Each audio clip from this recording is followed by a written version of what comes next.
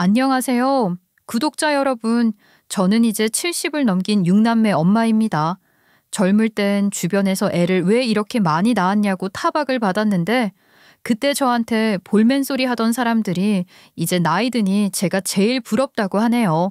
저는 아이들을 키우면서 한 번도 힘들다는 생각을 해본 적이 없었죠.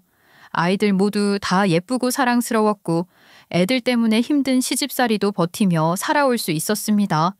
그런데 저한테는 유독 아픈 손가락이라고 해야 할까? 더 관심이 가고 더 걱정이 되는 자식이 하나 있었습니다. 그런데 그 아이가 이젠 이 세상 그 어떤 보물보다 사랑스럽고 제가 이 아이의 엄마가 된 게 너무 자랑스럽다는 생각이 듭니다. 제가 오늘 들려드릴 이야기는 막장 드라마에서나 나올 법한 기가 막힌 저희 가족의 비밀입니다. 제 이야기를 듣고 많이 공감도 하시고 또 위로도 받으셨으면 좋겠네요.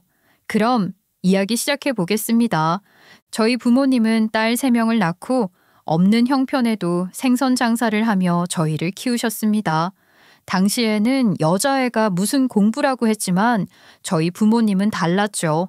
여자애들도 공부를 해야 하고 언젠가 사회에서 큰 목소리를 내는 리더가 될 거라고 아버지는 항상 말씀하셨죠. 그래서일까요? 두 분이 살아계셨을 때 사랑을 많이 받고 자란 탓인지 저한테 결핍이라는 감정은 별로 느껴본 적이 없었습니다. 요즘은 애를 부모가 키우는 게 아니라 돈이 키운다는 말이 있을 정도로 뭐든지 돈 들여서 애들을 최고로 키우려는 부모들이 많았지만 저희 부모님은 삼시세끼 해결하기도 힘든 상황에도 저희들에게 항상 존경할 만한 모습들을 보여주셨기 때문에 저희는 부모님만 보고만 있어도 저절로 가정교육이 됐습니다. 그런데 행복하기만 했던 저희 가족에게 먹구름이 드리운 건 제가 중학교 무렵이었죠. 졸업식을 앞두었을 때인데 두 분은 야밤에 생선을 떼러 항구로 가다가 군용 차량에 치여 하루 아침에 하늘나라로 가셨죠. 저희 세 자매는 너무 믿을 수가 없어서 서로를 부둥켜 안고 얼마나 울었는지 모릅니다. 하지만 세상은 매정하더라고요. 돈 없어서 서러운 것보다 부모 없는 것들이라서 저렇다며 색안경을 쓰고 보는데 무슨 버러지 보듯이 악담을 하는 사람들이 많았죠. 생전 친정 아버지 말씀처럼 고등학교까지 공부를 어떻게 해서든 마치고 싶었지만 저 때문에 고생하는 언니, 아직 어리기만 한 동생을 보니 고등학교 졸업은 접어두는 게 현실적으로 맞다는 생각을 했습니다. 그리고 전 가족을 위해 또 저를 위해 돈을 많이 벌어야겠다는 생각을 했죠. 부모 없는 것도 서러운데 돈이라고 많이 벌어서 사람들이 절 무시 못하게 해야겠다 싶어서 당시 저같이 어린 나이에 돈 벌려고 가장 많이 찾은 곳이 가발 공장 아니면 장갑 공장이었습니다. 저는 다행히 장갑 공장에 취직을 했고 매달 돈을 벌 수 있다는 희망에 기뻤죠. 하지만 남의 돈 버는 일이 결코 쉬운 일이 아니었습니다. 일주일 내내 쉬지도 못하고 야근을 밥 먹듯이 했습니다. 그리고 너무 무리를 한 탓인지 코피를 거의 매일 흘리다시피 힘들게 버텨냈죠. 그렇게 일하고 자고 밥 먹고 이 일들을 반복하기를 5년이 다 됐을 무렵 회사에 들어온 새 남자 직원이 저에게 관심을 보였습니다. 그땐 오로지 돈만 벌자는 생각뿐이라 연애 따위는 아예 생각하지도 않았고 저한테는 사치라고 생각했죠. 그런데 남자 직원은 저와 생각이 아주 달랐습니다. 눈을 감아도 제가 생각이 나고 화장실 가서도 제 생각이 난다면서 상사병 걸려 죽을 것 같다고 절 협박까지 했습니다. 사실 저도 그런 구애가 싫지는 않았죠. 하지만 그땐 그 사람이 제게 아무리 잘해줘도 가난한 사람끼리 만나서 무슨 미래가 있겠냐는 생각이 컸습니다. 솔직히 둘 다 가진 것도 없는데 평생 제자리 걸음하면서 사는 건 정말 싫었거든요. 정수가 내가 진짜 행복하게 해줄게. 어? 행복? 자기야, 나 가진 것도 하나 없고 부모도 없어. 이런 내가 행복하다는 게 말이 돼? 그리고 자기도 지금 이 공장에 들어와서 어떤 미래를 꿈꾸는지 모르겠지만 현실은 우리 둘 다 내일 잘려도 이상하지 않을 그냥 계약직 노동자야. 내가 널 이렇게 사랑하는데 그런 게 중요해? 솔직히 나도 있는 집 자식이었어. 돌아가신 아버지가 사고만 치지 않았어도 큰 기와집 있는 집에서 도련님 소리 들으며 자랐었다고. 그런데 내 가난이 이게 잘못이 아니잖아. 그리고 부자가 평생 부자 소리만 듣고 산다는 법도 없고 가난한 사람이 평생 가난하게 산다는 법도 없어. 그래도 현실은 현실이야. 무엇보다 오빠 어머니가 날 싫어하실 거야. 예전에 그렇게 부잣집 만화님으로 사셨는데 나같이 부모 없는 고아에 가진 거 없는 나를 반겨주실 리가 없어. 우리 엄마 자식 이야기라면 껌뻑 죽는 분이셔. 내 말이라면 다 들어주실걸.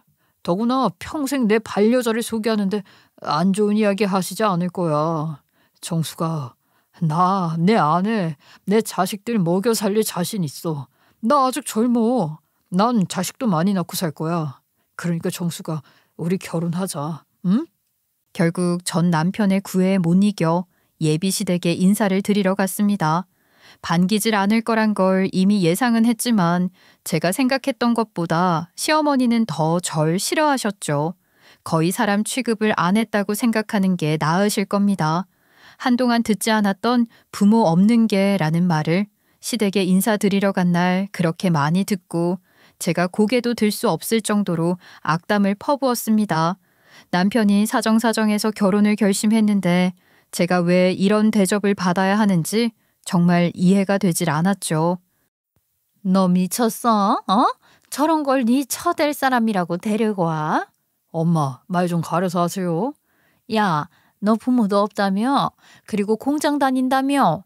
우리 아들이 순진해서 그렇다 치자. 넌 뭐야? 네가 네 주제를 알고 내 아들이 이러면 말려서야 될 거 아니야. 주제요? 제가 아드님이랑 주제가 뭐가 다른데요? 저 어머님 아드님이랑 같은 공장 다니고 있어요. 그런데 뭘 재고 따지고 할 게 있나요? 전 둘 다 이 모양 이 꼴이니 결혼하지 말자고 했었어요. 여기까지 끌고 온 건 당신 아드님이세요. 아니 어디서 내 아들이랑 같이 먹으려고 작당이야 작당이. 내 아들은 잠시 거기서 일하는 거고 넌 거기서 평생 일할 팔자야. 우리가 옛날에 어떻게 살았는지 알아? 너 같은 건 우리 집 식모로도 안 받아줬어. 엄마 그만하세요. 도대체 정숙이한테 왜 이러는 거예요? 저 정숙이 없이 못 살아요. 네? 엄마.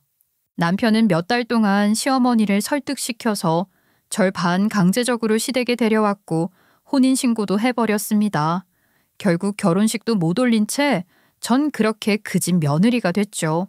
가진 게 없다 보니 시어머니와 사는 건 완전히 원수랑 한 집에 사는 꼴이나 마찬가지였습니다. 전 이왕 이 집 며느리 된 거 잘해서 시어머니 마음을 풀어드려야겠다 생각했는데 제 생각은 시어머니 생각과 완전히 달랐습니다. 같이 사니까 눈에만 띄면 구박을 해대는데 지금도 한 번씩 시어머니의 그 앙칼진 잔소리가 들릴 정도라니까요. 남편은 형제는 여동생 하나가 있었는데 신우 또한 절 아주 무시하다 못해 유령 취급했고 나중에 들은 이야기인데 신우가 시어머니한테 저랑 남편을 이혼시키라고 부추겼다고 하더라고요. 전 구박을 받을 때마다 친정부모님이 하신 말씀인 늘 긍정적으로 생각하라는 말을 되새기며 하루하루를 견뎠습니다. 그러던 중 저희 부부에게 아주 큰 선물이 생겼죠. 바로 아이였습니다. 아이를 낳으면 시어머니가 날 좀 좋아해주지 않겠나는 희망을 약간 품고 있었는데 우리 시어머니는 다른 시어머니들과 완전히 다른 사고를 가진 사람이었습니다.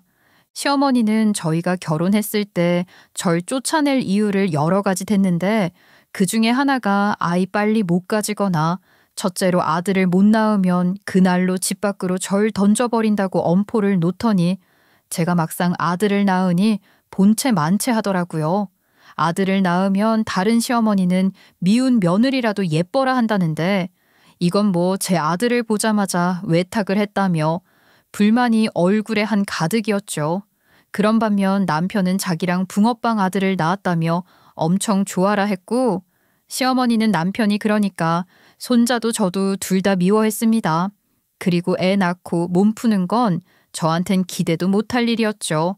옛날에는 밭일 하다가도 애 낳았다고 애 낳은 거 벼슬 아니니 집안일 빠짐없이 꼼꼼히 하라며 얼마나 겁을 주던지. 그런데 웃긴 건 저도 아이를 낳으니 진짜 제 편이 생겼다는 생각에 시어머니의 말이 예전만큼이나 무섭지 않더라고요. 아마 이 세상 엄마들이라면 제 마음이 어땠는지 아실 겁니다. 그런데 첫째로 떡두꺼비 같은 아들을 낳아도 구박받는데 둘째요? 다른 사람들은 생각도 하지 않을 겁니다. 하지만 워낙 저나 남편이나 애를 워낙 좋아했죠. 그래서일까요? 첫째, 둘째, 셋째, 그리고 넷째까지 낳았습니다. 아이를 낳을수록 남편과 저는 웃음이 늘어만 갔고 시어머니는 저보고 생각도 없는 바보 멍청이라며 절 아주 무시했습니다. 애 많이 낳으면 밥만 축내지 뭐가 좋냐면서 말이죠. 그런데 웃긴 건 애 넷을 낳아도 막내에게 또 동생을 만들어주고 싶다는 생각이 들 때도 있었습니다. 부끄러운 이야기지만 남편은 낮에는 그저 그런 순수한 사람이었지만 밤만 되면 딴 사람이 된 마냥 저희는 부부금슬이 밤만 되면 너무 좋았죠. 그런데 이 모든 게 시어머니한테는 눈엣가시였습니다. 또 애를 가졌단다. 씨앗이 좋아야 좋은 나무가 자라지. 너 배운 거 하나 없이 공장에서 일하다 내 아들한테 찍적거려서 여기까지 온 거 아니야? 네가 제대로 된 애면 나도 다른 시부모처럼 손주 보는데 기분 좋아서 춤이라도 추지. 내 또 모자라 5? 아휴 머리야. 하여튼 없는 것들이 그 짓은 제일 잘하지.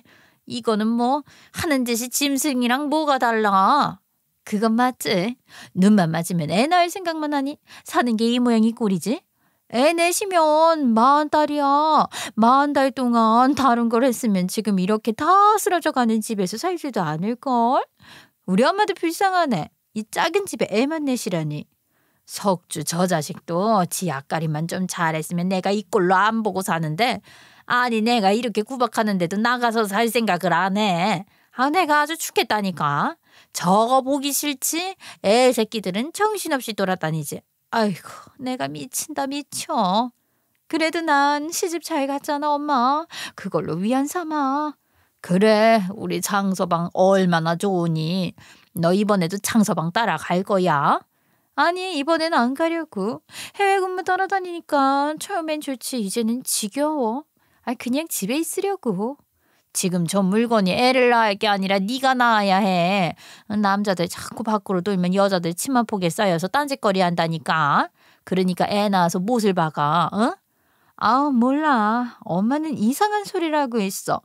장서방 그럴 위임 못 돼요. 엄마 말 좀 들어 이거사. 자꾸 술 처먹고 돌아다니지 말고. 내가 장서방 보기 부끄러워 죽겠어. 그래서 그런 날은 엄마 집에서 자잖아. 장서방 잘 몰라? 내가 얼마나 철두철미한데. 장서방이 언제까지 맞을 것 같아? 제발 너도 정신 좀 차려라. 아우 그만해. 자꾸 잔소리할 거면 나 안 할 거야. 어머 아가씨 오셨어요? 아침에만 보다가 낮에 보니 더 반갑네요. 뭐야? 아침에 술 취해서 보다가 낮에 제정신으로 보니까 반갑다고? 지금 미쳤어? 어딜 신우한테. 아이씨 재수없어. 엄마 나 갈게. 아니 밥이라도 먹고 가지. 장서방한테 전화해서 우리 집에서 밥 먹으라고 해. 엄마 집 정신없어. 애들 때문에 밥 먹다가 체하겠어. 저거 때문에 내 사위가 장모밥도 제대로 못 얻어먹고. 어이구. 아가씨 불편하면 제가 애들 데리고 방에 있을 테니까 저녁 먹고 가요. 우리 애들 때문에 밥 못 먹는다는 말은 좀 그러네요. 됐다고 했잖아. 응? 가뜩이나 말하기 싫은데 왜 말을 시켜? 나한테 말 시키지 말라 했지? 사람이 앞에 있는데 인사도 안 하고 이렇게 무시하는 게 맞는 거예요? 나 그래도 아가씨보다 손 위에요. 그건 사람에 따라 다르지. 엄마 입 좀 닫으라고 해. 짜증나. 이러니까 내가 친정에 오기 싫지. 야 그만하라고 하잖아. 너 이제 석희 오면 방에 처박혀 있어. 알겠어? 그 엄마의 그 딸이라고 싸가지 모녀가 뭉치면 절 아주 개무시하는데 가관이었습니다. 신우도 공부 못해서 고등학교 중퇴한 주제에 얼굴 하나 반반해서 해외에 본사를 둔 회사를 다니는 엘리트 남편을 만나 완전히 인생 역전했으면서 저한테 뭐라고 할 때마다 넌 뭐가 그리 잘났냐? 하고 아주 한판 뜨고 싶을 때가 많았죠. 시어머니 모시고 사는 게 좋다고 하는 며느리가 세상에 어디 있겠습니까? 하지만 우리 남편은 그냥 작은 회사에 다니며 쥐꼬리만큼 벌고 있으니 사남매를 데리고 나가서 살 엄두가 안 났죠. 집도 알아보러 다녔고 우리 형편에 맞는 집에 있어 들어가고 싶지만 당시에 애들이 많다고 하면 시끄럽다고 집 구하기가 하늘의 별 따기였습니다. 시어머니한테 구박을 받아도 제가 그래도 버틸 수 있는 힘은 바로 우리 아이들이 있어서 가능했죠. 눈만 뜨면 자기 아들 앞길 막는 쓸데없는 거라고 오만 가지 막말을 해대도 너는 그래라. 나는 내 새끼들이 있다라며 한 귀로 듣고 한 귀로 흘렸죠. 그런데 시어머니가 진짜 넘지 말아야 할 선을 넘고야 말았습니다. 시장에 갔다 온다고 애들 밥 차려주고 먹고 있으라고 한 사이 일이 벌어졌죠. 이거 누가 이랬어? 할머니 잘못했어요. 야, 넌 밥상머리 교육도 네 엄마한테 못 배웠어? 그 그릇이 이렇게 쏟아질 정도로 밥상 끄트머리에 놔두고 먹으니 안 쏟아져. 너 이거 어쩔 거야? 엄마,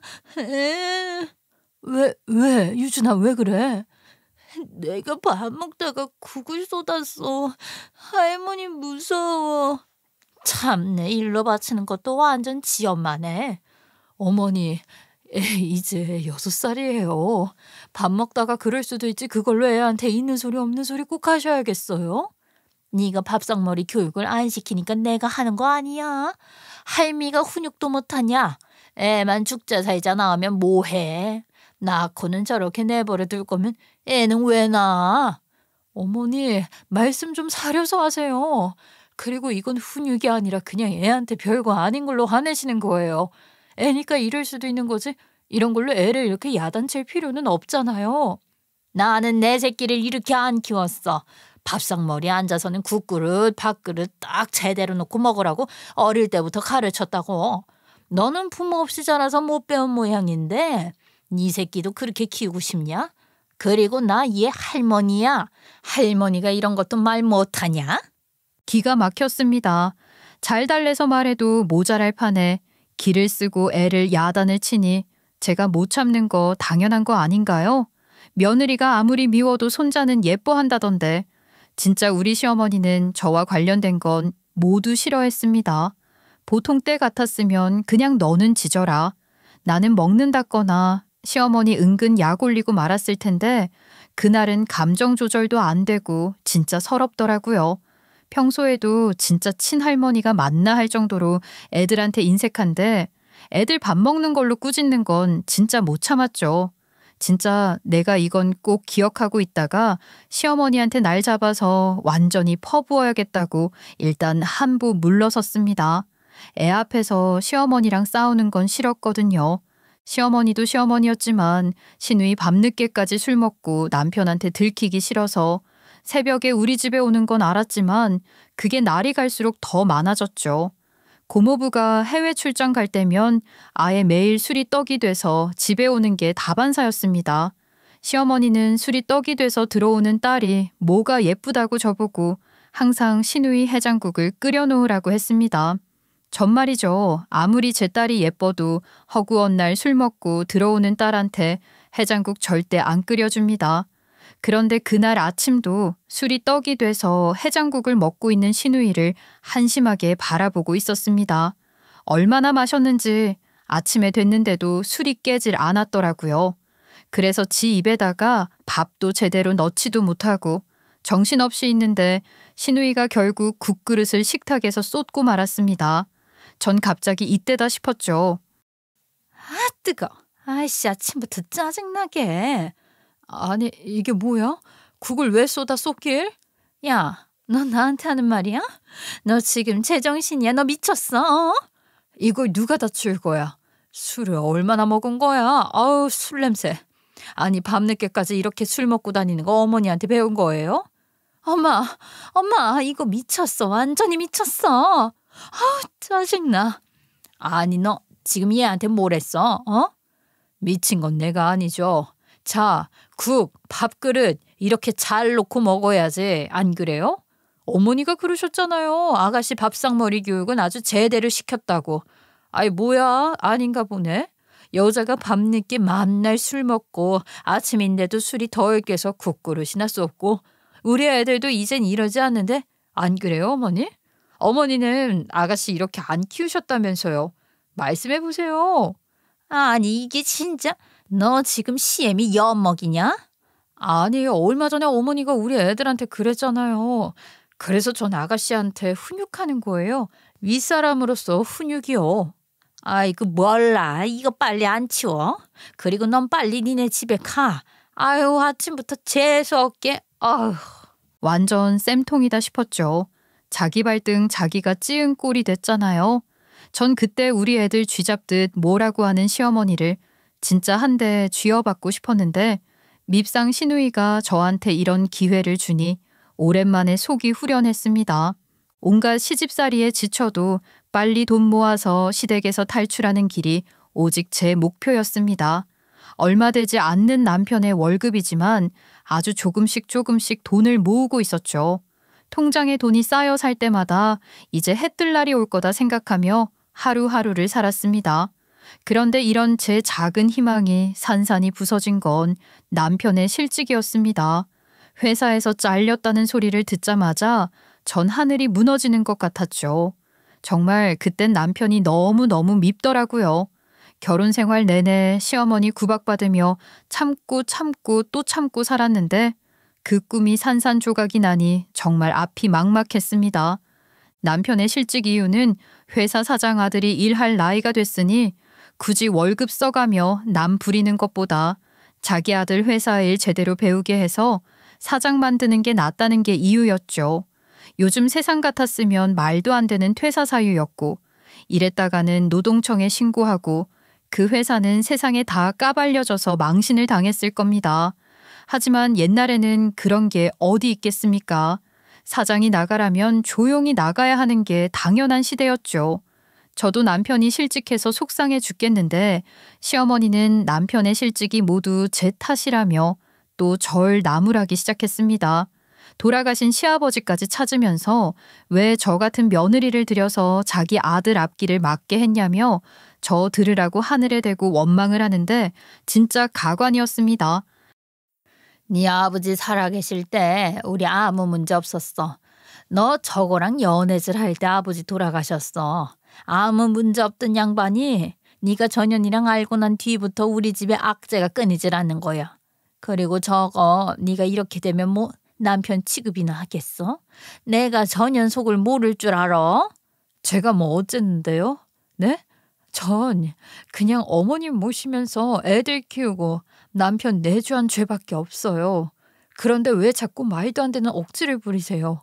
왜 아버님 돌아가신 게 제 잘못이냐고요? 제가 뭐 아버님 돌아가시라고 기도했어요? 인연이 뚫린 입이라고 아주 지랄을 떠네. 어? 너 오늘 나한테 몽둥이 찜질 좀 하자. 너 일로 와. 엄마 그만하라고요. 전혀는 저거 맞아야 정신 차려. 어디 갔어? 이 몽둥이 어디 갔어?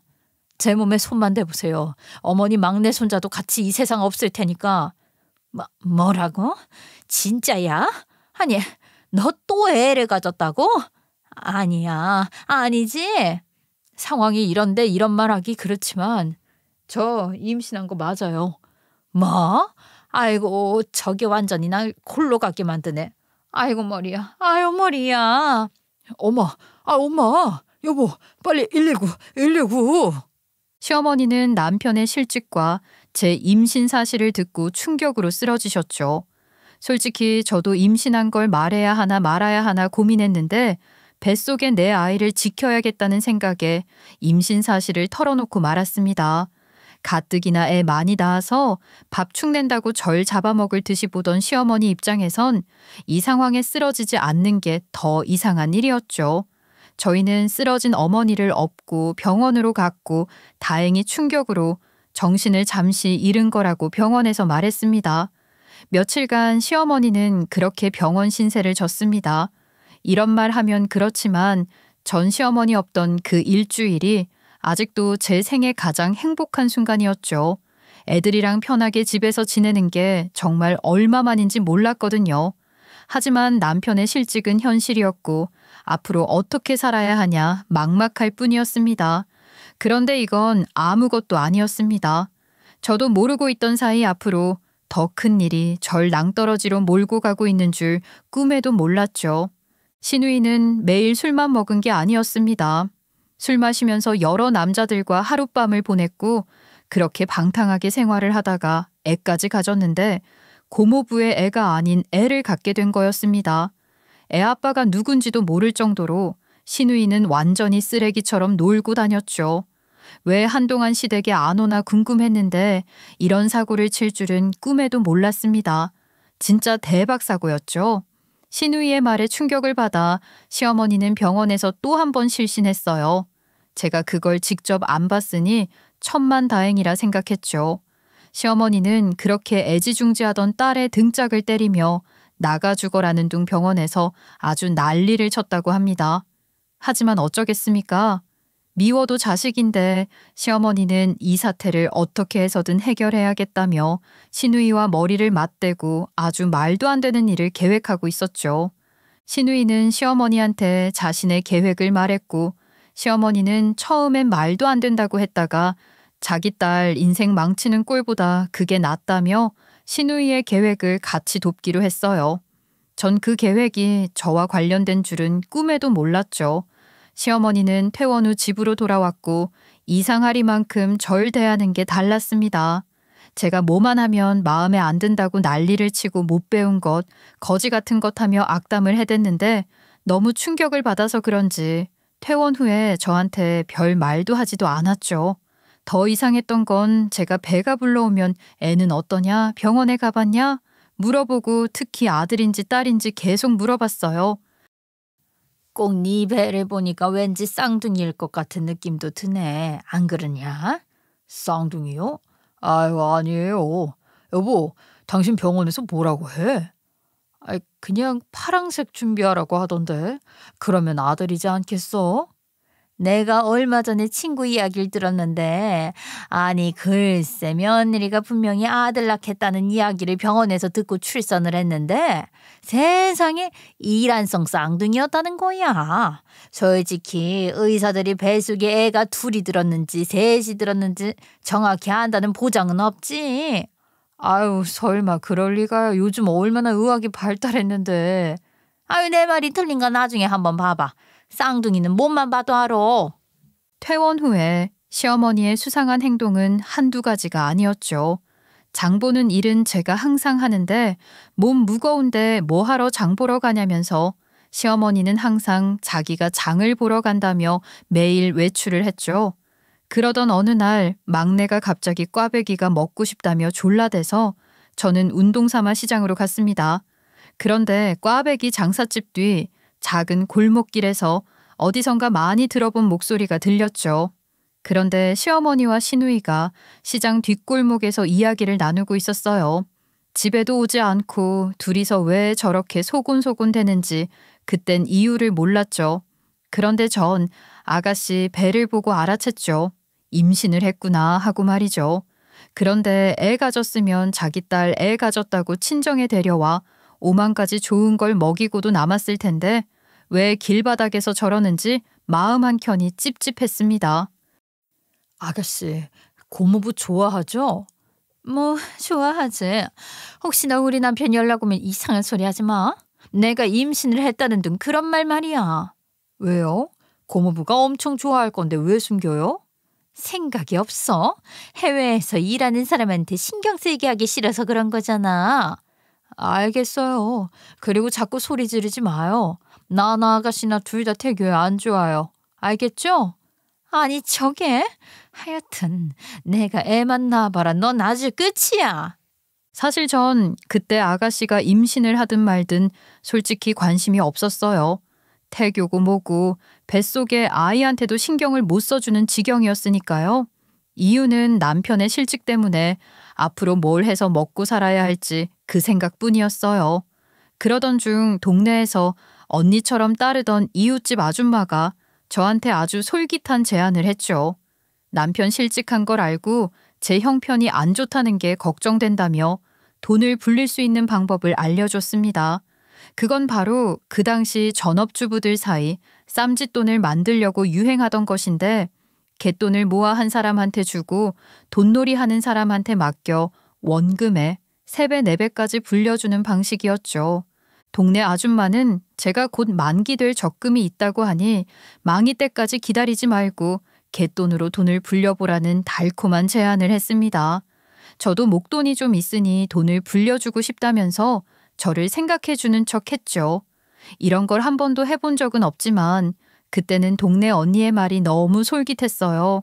남편 대신 밥벌이라도 해보려고 시장 허드레실도 하고 다른 집 애도 봐주면서 조금이라도 집에 보태려고 애를 썼습니다. 하지만 제가 버는 건 겨우 애들 간식값밖에 버는 정도여서 집에 아무런 도움이 안 됐죠. 남편은 이리저리 일자리를 알아보러 다녔지만 그게 그리 쉽지가 않았죠. 이런 상황에서 제 돈을 4배까지도 불려줄 수 있다는 소리에 제 돈을 그 동네 언니에게 맡겼습니다. 워낙 오래 보던 언니고 사람도 좋았기 때문에 전혀 의심은 하지 않았죠. 그런데 그 믿음이 저한테 사기치려고 했던 계획이었다는 사실을 알고 전 완전히 무너졌어요. 시장에서 건어물 지불했던 그 언니는 갯돈을 들고 야반도주를 했고 동네는 아주 발칵 뒤집혔습니다. 그 건어물집 언니를 찾겠다고 동네 사람들이 난리도 아니었죠. 억울하다는 그 말로도 표현할 수 없을 만큼 그때 제 기분은 이제 다 끝났다는 생각뿐이었습니다. 큰돈에 눈이 멀어 달콤한 말에 속아 넘어간 내가 너무 바보 같았고 왜 그런 요행을 바라다가 이런 꼴이 됐는지 정말 어떻게 해야 하나 그 걱정이 앞섰습니다. 만약에 시어머니가 알면 절 아주 죽이려고 할 거란 생각을 하니까 등골이 오싹해졌죠. 전 이 일이 시어머니 귀에 안 들어가게 하기 위해 조심 또 조심했어요. 전 다시 아르바이트 자리를 알아보려 다녔죠. 그런데 만삭이 거의 다 돼가는 상태에서 절 받아주는 데는 거의 없었습니다. 그러던 어느 날 시어머니는 절 불러서 잠시 이야기를 하자고 했죠. 전 드디어 올 것이 오고야 말았구나라는 생각에 모든 걸 체념하고 시어머니 방으로 갔습니다. 그런데 거기엔 시누이도 같이 앉아 있었어요. 둘이서 절 아주 박살내려고 작정한 것처럼 절 뚫어져라 바라보고 있었죠. 그 몸은 좀 어때? 애는 잘 자라고 있지? 지난번에 너 애 성별이 아들이라 했나? 네, 근데 그건 왜요? 원래 별 관심 없으시잖아요. 어떻게 관심이 없어? 내 손자인데. 그리고 네 신우는 딸이란다. 아, 그러세요? 아가씨 축하해요. 엄마한텐 딸이 최고더라고요. 예, 그래서 말인데 내가 너네 둘 다 아주 유엉한 데 가서 출산일 전화에도 받아왔다. 그러면 뭐 제왕절개를 하란 말씀이세요? 저는 자연분만 가능하다고 병원에서 들었어요. 굳이 돈 써가면서 제왕절개 안 할래요. 그 돈 내가 줄 테니까 그냥 제왕절개 해. 저 애 넷을 낳은 사람이에요. 잘 낳을 거니까 걱정하지 마세요. 걱정? 참네. 걱정할 일은 따로 있는 거 아니야? 너 우리 석주 몰래 돈놀이 하는 거 모르는 줄 알아? 어머니 잘못했어요. 저는 좀 잘해보려고 그랬던 거예요. 정말이에요. 저는 무릎을 꿇고 아주 싹싹 빌었습니다. 만삭인데다 무릎까지 꿇고 빌려니 정말 몸이 너무 힘들더라고요. 그런데 갑자기 시어머니가 제 손을 잡더니 저보고 편하게 앉으라고 하더군요. 전 왜 이러나 어리둥절했어요. 시누이와 같이 같은 병원에서 같은 날 제왕절개를 하고 시누이의 아이를 제 아이로 키우라는 거였죠. 어머님 농담하시는 거죠? 말도 안 되는 소리예요. 누가 이걸 속아요. 그리고 고모부랑 애비가 이걸 믿을 것 같아요? 그건 우리가 알아서 할 거야. 일란성 쌍둥이 몰라? 아주 다행히 네가 아들을 가져줘서 가능한 거야. 난 딸이잖아. 언니 딸이라고 하고 평생 잘 키워준다고 약속하면 내가 매달 생활비 꼬박꼬박 보내줄게. 어때? 괜찮은 제안이지 않아? 지금 아가씨 애를 제가 낳았다고 하고 대신 그걸 비밀로 하는 조건으로 생활비를 받으라고요? 이거는 뭐 완전히 너한테 좋은 일 아니냐? 아이 너 애 좋아하잖아. 지금 딸 낳으면 이미 5명이고 아이 5명도 키우는데 6명 키우는 거 그냥 누워서 떡 먹기지. 그리고 매달 생활비도 주겠다고 하고 이런 시누이가 어딨니? 근데 저 이거 아닌 것 같아요. 이거 너무 무서워요. 분명히 들킬 거예요. 네 입만 조심하면 돼. 병원부터 해서 다 계획대로 할 거야. 그러니까 출산하면 넌 그냥 일란성 쌍둥이 엄마가 되면 돼. 알겠어? 그런데 전 자연분만 하고 싶어요. 제왕절개는 아이한테 좋지 않다는 이야기도 들어서인지 내키지가 않아요. 야, 네 신우가 애가 거꾸로 섰어. 그리고 한날 한시에 애 낳아야 하는데 네가 산통이 온다고 네 신우도 너랑 똑같은 날 산통 오라는 법이 어딨어. 너는 어쩜 이렇게 생각이 없니? 여기 눈이 얼마나 많은 줄 알아? 나쁜 일인지 누구보다 잘 알고 있었습니다. 하지만 그때는 앞도 뒤도 보지 않고 선택을 할 수밖에 없었죠. 돈이 급했고 남편 월급으로 모은 돈을 하루아침에 날려버렸으니 그걸 다시 바로 잡아야겠다는 생각이 강했거든요. 결국 저는 악마와 손을 잡은 것처럼 시누이 아이를 제 아이로 낳았다고 하기로 약속했습니다.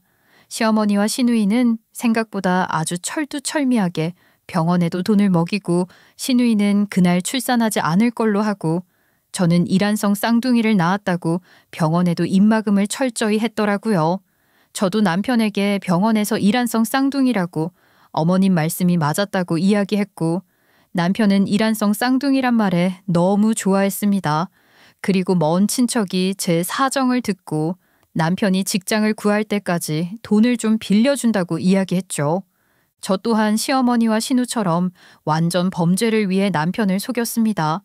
출산일 전 당당하게 병원으로 들어갔지만 신우는 무슨 도둑고양이 마냥 얼굴도 다 가리고 제 뒤를 따라 병원으로 와서 아이를 출산했습니다. 결국 전 막내 아들만 품에 안을 줄 알았는데 신우의 딸까지 품에 안고 일란성 쌍둥이 엄마가 되고 말았죠. 시누이와 시어머니는 매일같이 남편과 고모부에게 입단속 잘하라는 말을 수시로 했습니다. 그래서 전 그냥 아무 생각 없이 이게 내 운명이구나 하고 받아들였죠. 그리고 5남매, 아니 전 6남매 엄마로 살게 됐고 시누딸도 키운 정이 컸던 만큼 제 딸처럼 애지중지하며 키웠죠. 그런데 막내딸은 어릴 때부터 아주 똑똑했습니다. 말도 빨랐고 초등학교 때도 공부를 워낙 잘해 중학교 수업까지 따라잡을 정도로 수재였죠. 참 이상해. 우리 유성이는 놀기 좋아서 공부는 아무 생각이 없고 우리 유리는 공부를 너무 잘해서 또 탈이에요. 참 이거를 좋아해야 할지 말아야 할지. 쌍둥이는 서로 비슷한 게 많다던데 유리랑 유성이는 완전 딴판이야. 그치? 쌍둥이라고 다 똑같은 거 아니야. 그리고 우리 애들은 일란성이라 더 다를 수도 있고 그런 말 하지 마 애들 앞에서. 아니 왜 이렇게 예민하게 그래? 알겠어. 그런 말 안 할게. 전 시간이 지났어도 혹시나 쌍둥이 딸이 제 딸이 아니란 걸 의심받을까봐 매일 조마조마했습니다. 그런데 신우는 1년 정도 약속했던 생활비를 주다가 남편한테 들켰다면서 괜히 의심받을까봐 더 이상 생활비를 못 보낸다고 하더라고요. 어머니도 아니고 저한테 정기적으로 돈을 주니 고모부가 저한테 돈을 빌린 줄 알고 노발대발했다고 하면서 약속했던 생활비는 받지 못했습니다. 다행히 남편이 다시 직장을 구했고 우리 8식구는 여느 평범한 가정처럼 잘 살아갔죠. 신우의 딸, 아니 제 막내딸은 유독 저한테 잘했습니다. 늘 제가 힘들까봐 어릴 때부터 집안일도 도우고 매일 밤 제 어깨를 주물러주는 착한 아이였죠. 특히 제가 시어머니한테 혼날 때는 엄마한테 왜 그러냐면서 제 편을 들어주기도 했습니다. 속으로는 제가 배 아파 낳은 아이도 아닌데 어쩜 저렇게 저한테 잘할까란 생각을 하면 눈물이 나기도 했죠. 진짜 엄마 품에는 한번 안겨보지도 못하고 미국으로 가서 지 혼자 잘 먹고 잘 사는데 무슨 팔자길래 이런 가난한 부모를 만나 하고 싶은 것도 다 못하고 만날지 엄마 걱정만 하는 어린 딸의 모습이 너무 안쓰러웠습니다. 시어머니는 늘 한결같이 제 아이라고 하면 앞도 뒤도 안 보고 미워하기 일쑤였는데 신우 딸도 한 번씩 제가 낳은 딸이라고 생각했는지 구박을 하기도 했습니다. 그러면서 하는 말이 누굴 닮아서 저렇냐라고 말하는데 그 말을 들을 때마다 전 웃음이 났습니다. 누굴 닮았지는 시어머니가 더 잘 아시면서 저런 말을 하니 코미디가 따로 없다고 생각했죠. 그렇게 시간이 흘러서 큰애들은 대학에 들어갔고 막내들도 중학생이 됐습니다. 그런던 어느 날 집으로 전화가 한 통 걸려왔습니다. 신우이였죠. 그러더니 대뜸 막내딸이 공부 잘 한다는 소리를 들었다면서 미국으로 어학연수를 보내면 어떻겠냐고 하더군요. 전 처음엔 말도 안 된다고 했지만 신우이 전화를 받고 저도 사실 흔들렸습니다. 막내가 워낙 공부를 잘하다 보니 주변에서도 영재 교육을 시키라고 말도 많았거든요. 그런데 아이를 6을 키우는 입장이다 보니 누구 하나만 신경 쓰긴 저로선 힘들었습니다. 결국 저는 천류는 속일 수 없구나 하는 생각에 막내딸을 미국으로 유학 보내기로 결심했습니다. 막내딸은 저랑 떨어지기 싫다며 유학을 안 간다고 난리를 쳤죠. 하지만 전 마음을 단단히 먹고 막내딸이라도 넓은 세상에서 공부해서 여자지만 남자보다 더 큰 사람이 돼서 사회에서 당당하게 살아갔으면 하는 바람도 있었습니다. 예전에 친정아버지가 저한테 했던 말처럼 말이죠. 제 진심을 막내딸에게 말을 하니 아이는 생각을 하다 엄마를 위해서 열심히 공부하고 오겠다며 유학을 가겠다고 하더군요. 막상 간다고 하니 가지 않으려는 딸을 괜히 내보내는 게 아닌가란 마음에 가슴이 아팠어요. 출생의 비밀이 어떻든 유리는 제 막내딸인 건 틀림없는 사실이거든요. 유리가 15살 때 저는 신우가 있는 미국으로 딸을 보냈고 그날 딸이 제게 한 말은 잊을 수가 없었어요. 엄마, 내가 세상 그 누구보다 엄마 사랑하는 거 알지? 엄마는 나한테 항상 최고야. 너무너무 사랑하고 공부 열심히 해서 돌아올게. 돌아오면 엄마를 꼭 웃게 해줄 거야. 막내딸은 그렇게 15살의 신우가 있는 미국으로 갔고 워낙 영특한 아이다 보니 의대를 들어갔다고 하더라고요. 저는 소식을 들을 때마다 기분이 좋았지만 시어머니는 그게 영 마음에 걸리셨나 봅니다. 시어머니는 딸아이를 신우이한테 왜 보냈냐며 죽일 듯이 절 몰아세웠어요. 잘 살고 있는 자기 딸한테 혹시나 무슨 일이라도 생길까 봐였습니다. 그리고 절 덜어 키우기 싫어서 미국으로 보낸 거 아니냐면서 왜 신우이한테 혹을 붙이냐고 정말 말도 안 되는 소리를 매일 했습니다. 그리고 막내딸의 출생의 비밀을 누구라도 알게 되면 너 죽고 나 죽자면서 저를 협박하기까지 하더라고요. 아가리를 찢겠다나 뭐라나. 조폭도 아니고 진짜 지금도 시어머니 성질 부리는 거 생각하면 소름이 돋아요. 시어머니의 구박은 나이가 드셔도 여전하셨습니다. 오직 자기 자식만 생각했죠. 그렇게 시간이 흘러 막내딸은 미국에서 의사가 됐고 거기서도 인정받으며 잘 해내고 있다는 소식에 저는 정말 밥 안 먹어도 배부를 정도로 기뻤죠. 애가 그렇게 성인이 되니 저도 7순이 다 됐고 시어머니도 9순을 넘기셨습니다. 애들도 이제 다 크고 큰애들은 시집 장가까지 보내니 이제 제 할 일은 다 했구나 생각이 들었죠. 고생한 엄마 누구보다 잘 아는 애들이기에 제 7순잔치도 제대로 해준다면서 준비를 한다더군요. 그러던 어느 날 신우이가 아주 다급한 목소리로 전화가 왔습니다. 갑자기 막내딸이 없어졌다는 겁니다. 미국에 있는 막내딸이 도대체 어딜 간 건지 저도 걱정이 돼서 이걸 어쩌나 하고 있는데 딸에게 전화가 왔죠. 막내딸은 한국에 도착했다면서 제 7순잔치에 맞춰서 절 놀래켜 주려 몰래 온 거라고 하더군요. 그리고 제가 아주 쏙 마음에 드는 선물을 준비했다고 기대하라고 했죠. 이상했습니다. 왜 말도 없이 한국에 왔는지 물론 제 7순 때문에 오긴 온다고 했지만 신우한테 말도 안 하고 온 게 좀 이상했죠. 전 신우가 걱정할까 봐 막내딸이 한국에 들어왔다고 했고 자기도 당장 한국 온다면서 다급한 목소리로 전화를 끊더라고요. 신우가 그렇게 불안해 보이는 게 전 찝찝했습니다. 혹시나 우리 막내딸이 무슨 사고를 친 건 아닌지 걱정이 앞섰죠.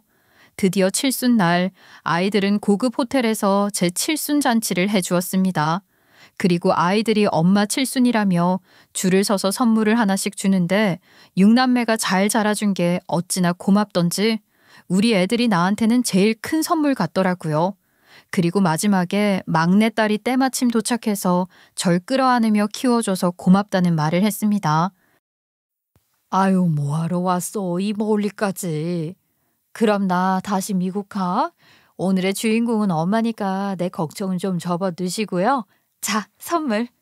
막내딸은 선물이라며 봉투를 하나 내밀었습니다.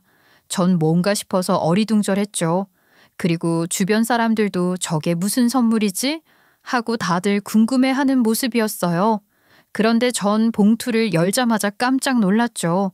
거기엔 정말 말도 안 되는 것들이 들어있었어요. 봉투 속에는 친자 확인서, 유산 상속, 그리고 양육비 소송에 대한 서류가 있었죠. 전 이게 도대체 뭔지 이해가 안 됐습니다. 그런데 그때 마침 칠순잔치하는 룸문을 벌컥 열고 신우이가 화를 내며 저희에게 달려왔어요. 그리고 신우는 제 잔치상을 엎어버리고 막내딸 머리채를 잡고 쥐어 흔들었죠. 네 애미가 시키디? 내가 너 낳으려고 무슨 짓까지 했는데. 그런데 이렇게 뒤통수를 쳐. 못된 년. 키워준 정도정이라고 네 애미한테 이런 거 배웠어? 인연이 다 알고 있었어. 내가 지 친엄마인 것도 알고 어떻게 네 딸이 됐는지도 다 알고 있었다고. 뭐? 유리야, 이게 무슨 소리야? 그랬어요. 막내딸은 글씨를 읽을 무렵 제 태아일기를 받고 이미 고모가 자기 친엄마이고 제가 외숙모인 걸 알고 있었죠. 그리고 왜 자신이 그렇게 됐는지도 다 알고 있었다고 했어요. 알고도 모른 척했어. 우리 엄마를 잃을까 봐. 그런데 당신이 날 가진 날부터 버릴 생각을 했다는 사실이 참을 수가 없었어. 어릴 때부터 다짐했지. 꼭 복수할 거라고. 그리고 불쌍한 우리 엄마 무시하는 꼴은 절대 안 볼 거라고. 당신은 내 엄마 아니야. 아, 왜 때려? 야, 너 나 아니었으면 이 세상에 없었어. 이 폐역망덕한 것. 뭐? 딴 남자랑 술 먹고 바람나서 날 낳아놓고 지금 뭐 잘났다고 날 때려. 왜 때려? 막내딸은 이성을 잃고 신우이에게 악담을 퍼부었고 저 또한 그 이야기를 들으니 아이가 그동안 얼마나 마음고생을 했을지 생각하니 억장이 무너졌습니다. 저도 너무 화가 나 신우이 따귀를 때리고 왜 내 딸을 때리냐며 참지 않았죠. 그러니 신우이는 진짜 엄마도 아닌 게 왜 이제 와서 생색이냐며 넘지 말아야 할 선을 넘고야 말았어요. 제가 얼마나 마음 아파하며 키운 내 딸인데 감히 이런 말을 하다니 진짜 신우고 뭐고 완전 뒤집어 버렸습니다. 신우 머리채를 잡고 흔들면서 저랑 딸한테 사과하라고 난리를 쳤죠. 그러자 화장실 갔다가 들어온 시어머니가 깜짝 놀라서 지팡이를 짚고 자기 딸한테서 손 떼라고 난리를 쳤죠. 시어머니는 시집 올 때부터 하던 그 소리를 또 해대기 시작했어요. 버러지 같은 게 결국 집안을 풍비박산 낸다면서 힘도 없으면서 지팡이로 절 때리는데 그땐 신우도 저도 그리고 시어머니도 감정이 앞서 이 모든 걸 사람들이 보고 듣고 있다는 사실을 잊어버렸어요. 이 모든 상황을 지켜보던 남편은 소리를 질렀고 막내딸 손을 잡으며 남편 등 뒤로 숨겼죠. 난 안 들은 걸로 알 겁니다. 유리는 우리 6남매 중에 내 소중한 막내딸인 거 변함없어요. 그런데 이젠 안 되겠네요. 내 동생이라 여겼던 게 내 와이프와 아이들한테까지 이런 상처를 주고 이걸 붙이긴 엄마까지 사실만큼 사셨고 이제 저희 없다고 생각하시고 그만 나가주세요. 엄마 돌아가셔도 전 안 볼 겁니다. 나가주시라고요. 이게 다 엄마 때문이야. 엄마가 옳견이 그렇게 구박만 안 했어도 이런 일 없었어. 다 엄마 때문이라고. 너 내가 너를 어떻게 키웠는데. 그런데 그때 막내딸의 출생 비밀을 고모부에겐 절대 들키면 안 된다고 했는데 고모부가 제 칠순의 떡하니 나타났어요. 그리고 신우이에게 그동안 억누르고 있었던 감정을 쏟아내기 시작했죠. 애들 엄마라서 참고 살아줬는데 바람까지 나서 애 낳고 그 애까지 버린 나쁜 년이라면서 이혼은 물론이고 경찰에 신고할 거라며 매섭게 말을 하고 신우이를 헌신짝 버리듯 버리고 떠났어요. 바람이 나서 애까지 낳고 그 애를 버렸다고? 네가 사람이냐? 내가 얼마나 바보처럼 살아왔는지 이제야 알겠네. 이혼? 당연히 할 거지. 더 이상 당신을 가족으로 생각하지 않으니 헌신짝처럼 버려도 할 말 없을 거야. 당신 같은 사람은. 낳았다고 다 자식 아니에요. 당신이 한 짓 나를 짓밟고 우리 엄마를 농락한 거예요. 서류 받았죠? 양심이 있다면 법의 심판을 받고 우리 엄마랑 나한테 제대로 보상하세요. 알겠어요? 즐거울 줄만 알았던 칠순잔치라 생각했는데 칠순이 되던 날 저는 소란 속에서 제 딸을 찾았고 그동안 억눌렸던 감정과 자존심을 우리 막내딸 때문에 치유받았어요. 유리야, 정말 미안하다. 다 엄마 탓이야. 엄마 탓. 엄마가 왜 미안해. 엄마는 날 누구보다 사랑했고 내 엄마라는 걸 의심해 본 적 한 번도 없었어. 난 오히려 고마워. 내가 태어날 때 고모가 아닌 엄마에게로 가서 너무 행복했어. 엄마, 우리 우는 일 없을 거야. 이제부터 우리 엄마 인생은 꽃길만 걷는 거야. 이런 딸이 또 어디 있을까요? 칠순날 좀 정신없고 충격적인 날이었지만 다시 생각해보면 제 인생 최고의 날이었다고 생각해요. 시어머니는 경찰 진술에서도 다 내 탓이라며 모든 죄를 자신에게 달라고 하며 신우를 용서해달라고 싹싹 빌었다고 하더라고요. 하지만 법은 이 두모녀를 그냥 두질 않았죠. 시어머니는 신우와 같이 이 사건을 공모한 죄로 벌을 받았고 신우는 마지막까지 시어머니 탓이라며 모든 죄를 시어머니에게 몰려고 했어요. 저는 그 모습을 보면서 이유야 어찌됐든 부모와 자식은 저렇게 다르구나라는 걸 느꼈죠. 신우는 자기 엄마가 어떻게 되든 말든 자기 살 길을 찾기 위해 발버둥을 쳤어요. 결국 신우는 그동안 친자식을 버리고 저에게 양육비도 제대로 주지 않은 죄와 이혼 소송까지 5만 가지 소송에 휘말려서 결국 거리의 노숙자 신세가 되고 말았죠. 그리고 시어머니는 구순이 다 된 나이에 노숙자로 떠돌아다니는 시누이를 찾아다니다 결국 길거리에 쓰러져 하늘나라로 가시고 말았습니다. 저는 어떻게 됐는지 궁금하시다고요. 막내딸은 소송 후 받은 돈을 제게 주며 황금 노후를 보내라며 유유자적 세계 여행을 다니며 6남매의 효도를 받고 잘 살고 있답니다. 자식 이기는 부모 없다고 하죠. 하지만 자식이 잘못된 길을 가면 길을 쓰고 자식을 올바른 길로 인도해야 합니다. 자식이니까 내가 졌다라고 생각하는 순간 자식의 잘못된 판단은 고스란히 자식을 잘못 키운 부모에게로 돌아간다는 거 꼭 명심하세요. 이 세상 모든 부모들에게 말합니다. 자식 때문에 산다가 아니라 자식 덕분에 잘 산다라고 말이죠. 제 복잡하고 긴 이야기를 끝까지 들어주셔서 감사하고요.